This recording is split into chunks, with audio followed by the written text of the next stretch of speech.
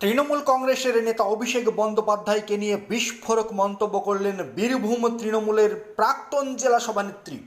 হারতেই তৃণমূলের অন্দরে শুরু হয়ে গেল দোষারোপের পালা।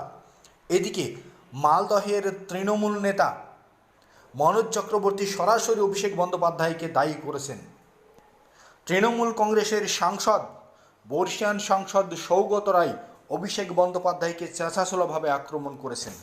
অভিষেক বন্দ্যোপাধ্যায় দলটাকে বাবার সম্পত্তি ভাবত, আর সাধারণ তৃণমূল কর্মী থেকে শুরু করে রাজ্য স্তরের বর্ষিয়ান নেতাদেরও তার চাকর ভাবত, যার ফল রাজ্য রাজনীতিতে পড়েছে, এমনটাই মত প্রাক্তন জেলা সভানেত্রী।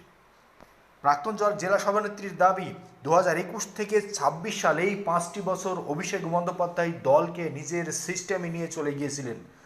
দেখতেন না, মাঝে মধ্যে হঠাৎ করে দিদির ওপর রাগ করে 5-10 দিন মিডিয়ার বাইরে চলে যেত।